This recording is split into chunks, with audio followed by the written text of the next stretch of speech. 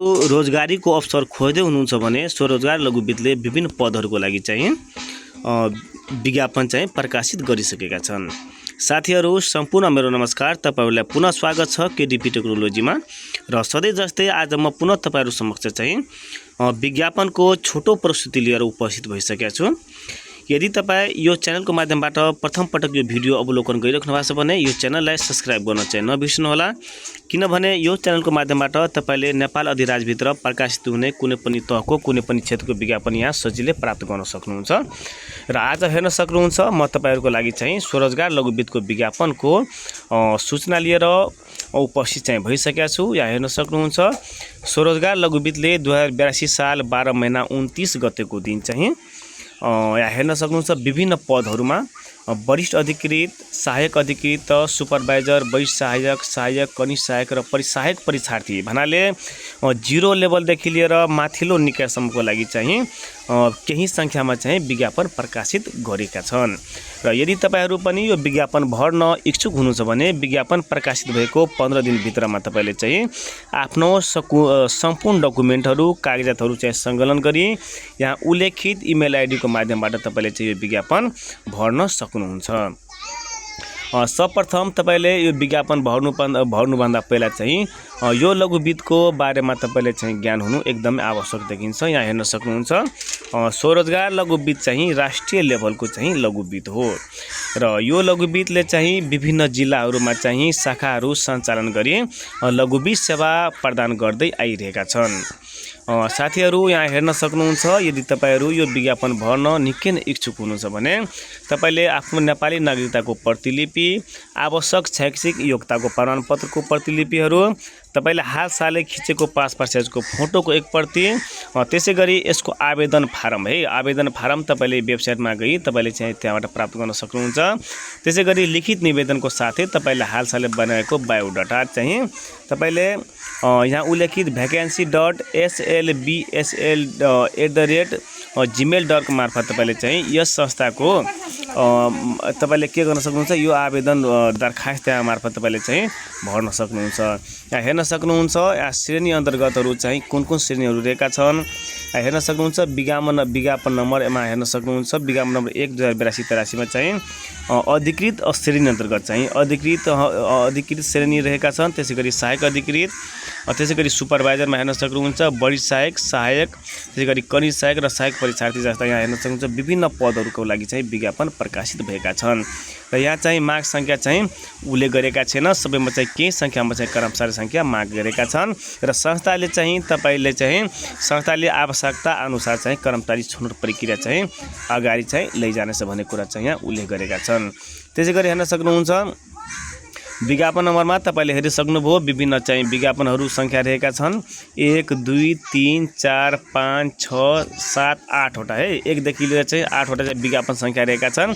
8 नम्बरमा चाहिँ सहायक परीक्षार्थी, त्यसैगरी 7 नम्बरमा कनिष्ठ सहायक, त्यसैगरी 6 नम्बरमा चाहिँ सहायक पद, त्यसैगरी 5 नम्बरमा चाहिँ वरिष्ठ सहायक, 4 नम्बरमा सुपरभाइजर, 3 नम्बरमा सहायक अधिकृत, 2 नम्बरमा अधिकृत र 1 नम्बरमा चाहिँ वरिष्ठ अधिकृत। यहाँ विभिन्न पदहरूको लागि चाहिँ विज्ञापन खुलेका छन् र आवश्यक संख्यामा हेर्न सक्नुहुन्छ सबैमा चाहिँ केही संख्यामा चाहिँ कर्मचारी संख्या माग गरेका छन्।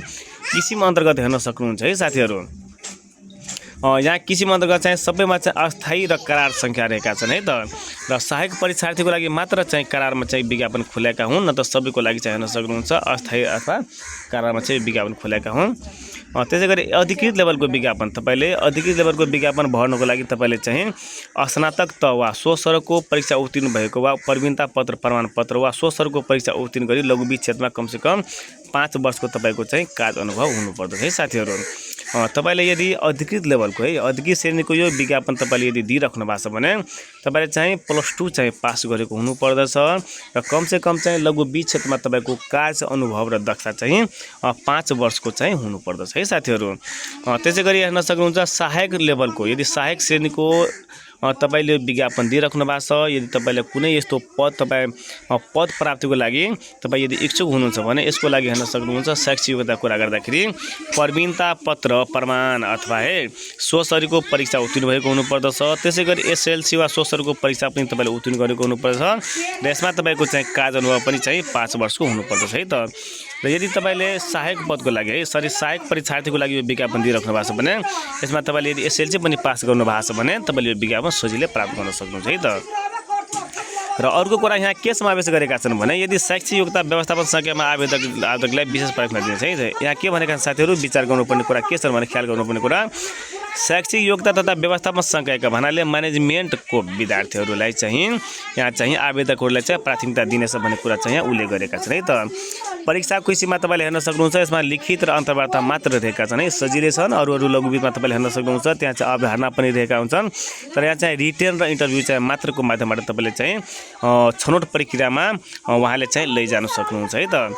यहाँ उमेरको हकको कुरा गर्दाखेरि हेर्न सक्नुहुन्छ अधिकै श्रेणीको हकमा अधिकै श्रेणीमा तपाईँ हेर्न सक्नुहुन्छ वरिष्ठ अधिकृत सहायक अधिकृत रहेका छन्। र यो विज्ञापनको लागि हेर्न के भनेका छन् भने अधिकै श्रेणीको हकमा 21 वर्ष पुरा भई 40 वर्ष नागेको छैन भने तपाईले यो विज्ञापन दिन सक्नुहुन्छ। र सहायकको हकमा तपाईले हेर्न सक्नुहुन्छ 18 वर्ष पुरा भई 35 वर्ष यदि नाग्नु भएको छैन भने तपाईले यो विज्ञापन सजिलै भर्न पाउनुहुन्छ है त।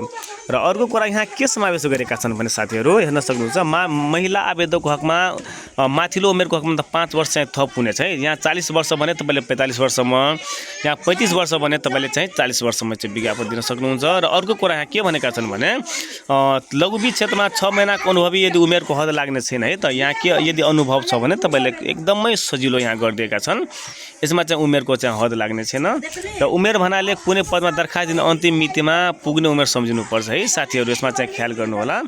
र अर्को कुरा यहाँ के भनेका छन् भने परीक्षणकाल विद्या संस्थाको नियम अनुसार है, यसमा चाहिँ परीक्षणकाल तथा सेवा सुविधाको कुराहरू चाहिँ यहाँ चाहिँ संस्थाको चाहिँ नियम अनुसार हुनेछ। यो कुरा तपाईले पछि थाहा पाउन सक्नुहुन्छ। र परीक्षार्थी छनौट सूचीमा परेका उम्मेदवारहरूलाई मात्र परीक्षाको सूचना चाहिँ यहाँ उल्लेखित वेबसाइट www.slbbl.com.np मार्फत तपाईले चाहिँ प्रकाशन गरिसके पश्चात तपाईले त्यहाँ चाहिँ जानकारी प्राप्त गर्न सक्नुहुन्छ है त। र आवेदन फर्म भनेका छन् पाठक्रम www.slbbl.com.np मार्फत तपाईले चाहिँ डाउनलोड गरी आफ्नो सम्पूर्ण डकुमेन्टहरू चाहिँ आवश्यक कुराहरू त्यहाँ फिलअप गर्नुपर्ने कुराहरू तपाईले चाहिँ भरि चाहिँ आवेदन दरखास्त दिन सक्नुहुन्छ है साथीहरु। सम्पूर्णमा फेरि म अवगत गराउन चाहे यदि हजुरले चाहिँ यो च्यानललाई सब्स्क्राइब गर्नु भएको छैन भने च्यानललाई चाहिँ सब्स्क्राइब गर्न चाहिँ नबिर्सनु होला साथीहरु। तपाईले यस्तै खालका इन्स्योरेन्सको विज्ञापनहरू, लघुविधको विज्ञापनहरू, कभरको विज्ञापन, खबरको विज्ञापन, कुनै पनि कम्पनीको विज्ञापनहरू, विद्यालय क्षेत्रको विज्ञापनहरू जस्ता सम्पूर्ण क्षेत्रको विज्ञापनहरू तपाईले हाम्रो यो च्यानल केडीपी च्यानलको माध्यमबाट तपाईले चाहिँ सजिलै प्राप्त गर्न सक्नुहुन्छ है साथीहरु। त्यही भएर तपाईहरु चाहिँ मलाई चाहिँ सपोर्ट गरिदिनु होला, यो च्यानललाई चाहिँ सब्स्क्राइब गर्नु होला, शेयर गर्नु होला र कमेन्ट गर्नु होला। र यो विज्ञापन भर्दाखेरि तपाईलाई कुनै समस्याको खण्डमा हामी चाहिँ तपाईलाई सहयोग गर्नको लागि चाहिँ 24 घण्टा चाहिँ तत्पर हुन्छ है साथीहरु। ल हस्त, धन्यवाद।